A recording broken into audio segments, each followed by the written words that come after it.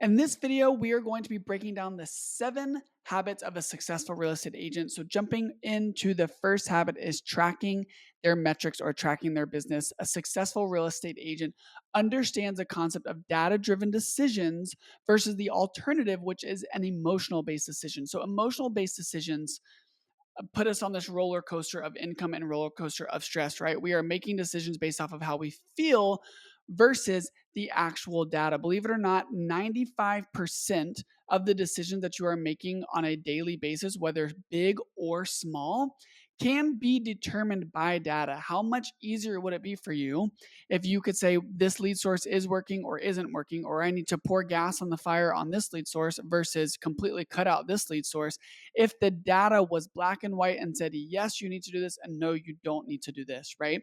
That is what data driven decisions can do if you implement them into your business. And how we do that is breaking things down into lagging indicators and leading indicators. And so, what those are is lagging indicators are what we cannot control, but that is how we measure success. Once we actually understand what our lagging indicators are, which is our income, number of homes under contract, number of contacts added into our database, we can now break that down into the actual leading indicators that we can focus on and set our goals around. So while a great goal would be selling 36 homes in a year, if I know that it takes 50 quality contacts, and in order to get 50 quality contacts, I have to make 1,000 calls a week, I can now set my goals around 1,000 calls a week, which I can actually obtain and check off on a weekly basis. So psychologically, I'm actually excited about doing that, and I'm actually in more control over my goal of 36 homes. Does that make sense? You can be in more control of your goal than you think when you break it all the way down from 36 transactions into your leading indicators of 1,000 phone calls in a week. That actually puts us in the control seat of what we need to do to hit 36. But I also don't know how many number of phone calls I need to make in order to sell 36 deals in a year if I don't actually track my business. So step 1 is tracking your business, then dividing it into leading and lagging indicators so that then we can make data driven decisions around our business. All right, the next is maybe an obvious one, but the next habit of a successful real estate agent is mastering scripts, conversations, and objection handling. And so the successful agent understands what they are trying to get out of every single real estate conversation. They know that they are trying to get timing. They know they are trying to get motivation. They know they are trying to book the appointment. They are trying to uncover as many pain points as they possibly can so that then they can solve that problem for their timing and their motivation so they can ultimately move the ball forward and get that paperwork signed in order for them to actually work with the client, whether it be a buyer agency agreement or a listing agreement, right? Those agents understand the concept of sales, which is identifying problems and then solving those problems so that it now becomes a no brainer of that buyer or seller actually working with us. I like to utilize the process of selling called gap selling. I've actually got the book right here. It's an incredible book. It is by Keenan. I'm not sure what that's his first or last name, but he talks about the process of widening the gap of the current situation so that we can sell into their future situation, and understanding in the very first consultation or the first conversation exactly what we're walking into so that we can get as much as humanly possible about their current and past situation and how that's going to impact their future self, and then how we can actually sell that future self by solving all of the problems that we uncovered in that first initial phone call and in that consultation.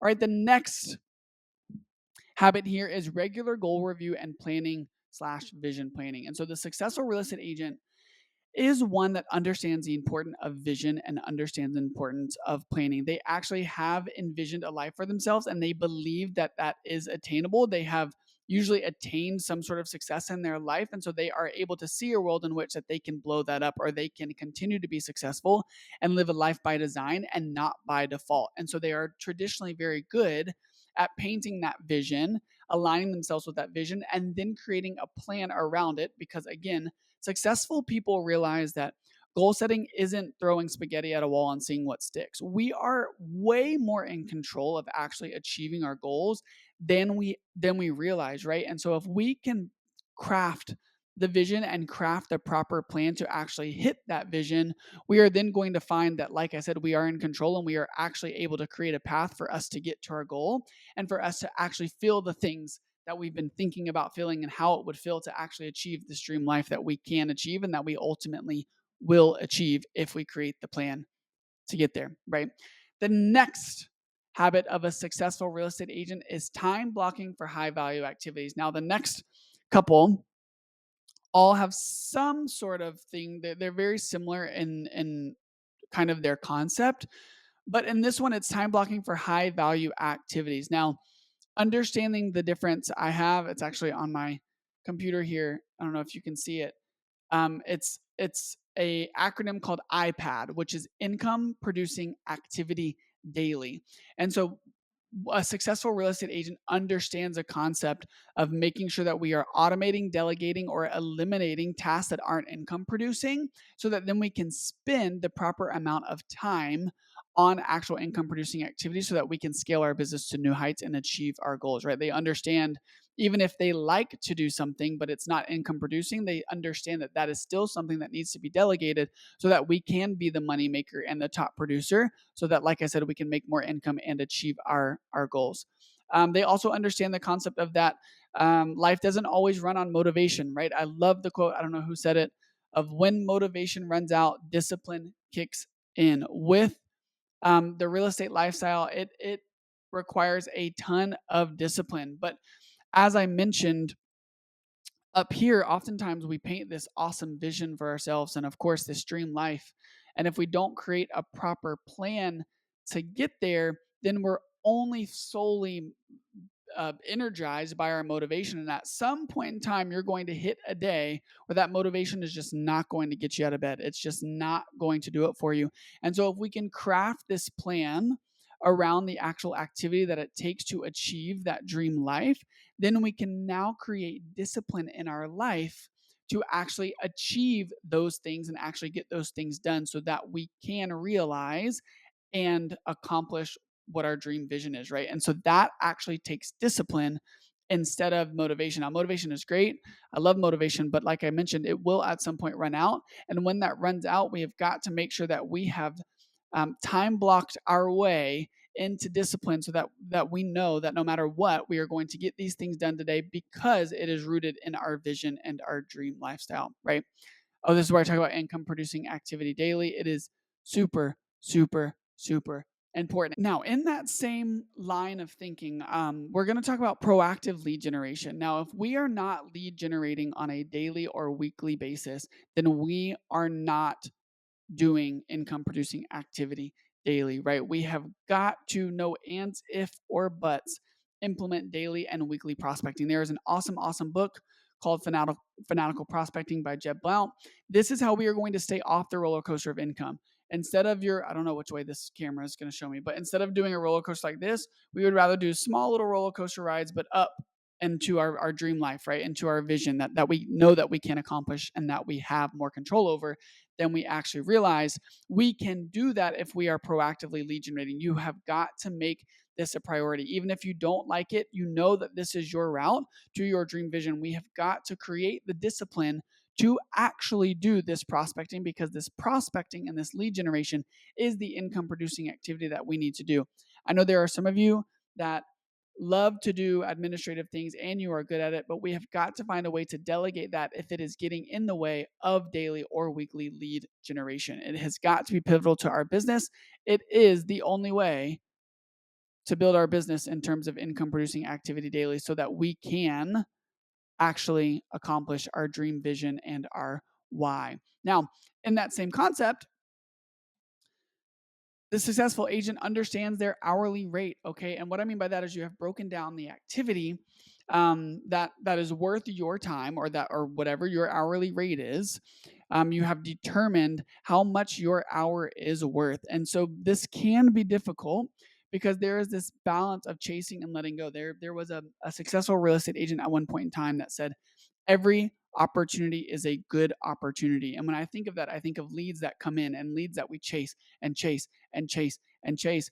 And in my opinion, the successful real estate agent has narrowed down their hourly rate so that they understand what is worth chasing and what is worth letting go. And the only way we know what to chase and what to let go is if we are tracking our business and understanding what our vision is so that we can understand this is not worth my time, right? If I break down a lead generation activity into my leading indicators and I realize that the leading indicators is going to take up the majority of my week, but that doesn't result in the lagging indicators that I want, then I know that I need to let that go, right? So do you understand how all of these sort of weave in and out of each other? It starts with tracking your business, right? If I know, for an example, if I really want to focus on prospecting this year and I want to build goals around circle prospecting and I want to do 24 deals circle prospecting. And I sit through 5 dialing sessions where I dialed 500 people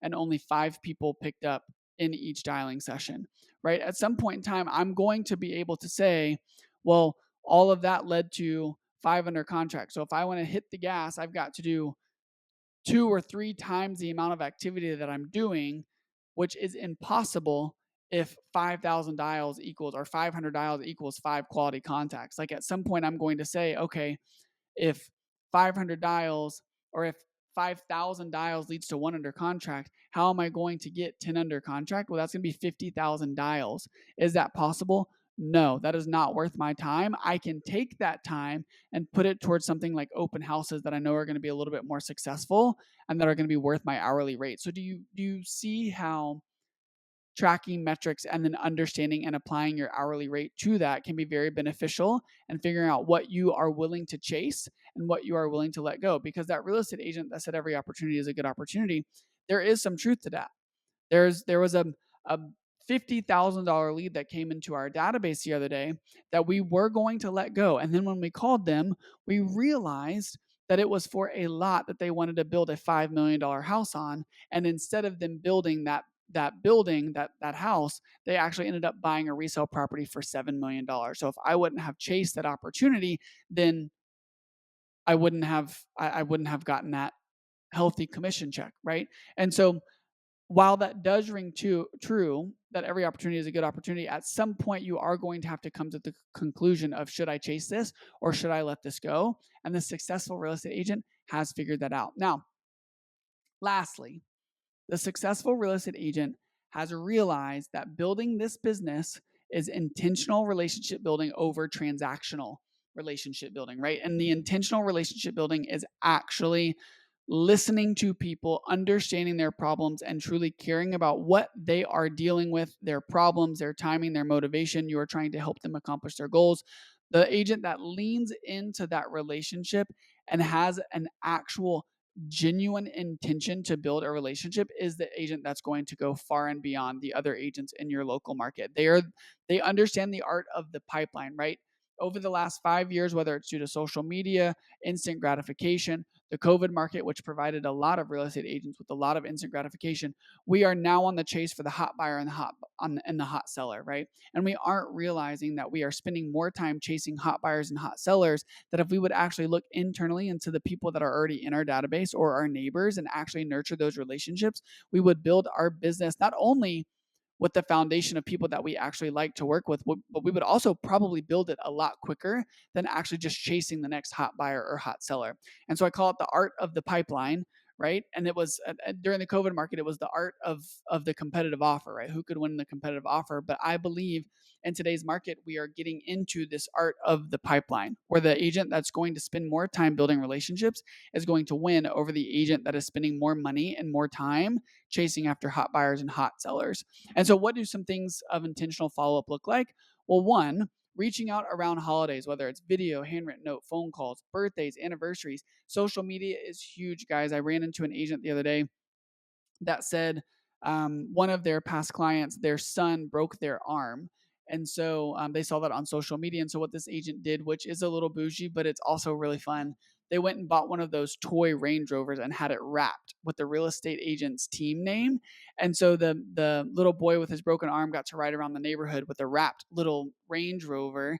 And the the client actually posted all over social media and talked to all of their neighbors as they were going on walks, telling them about how their real estate agent did something so special for their son who broke their arm. Like, that is how you intentionally follow up with your people, and that is how you're also going to get more business. Now, something I just went to EXPCon, and usually when I go to these real estate conferences, you can tell there is one or two themes throughout many different sessions. Even though the sessions have nothing to do with each other, you can find one or two common themes.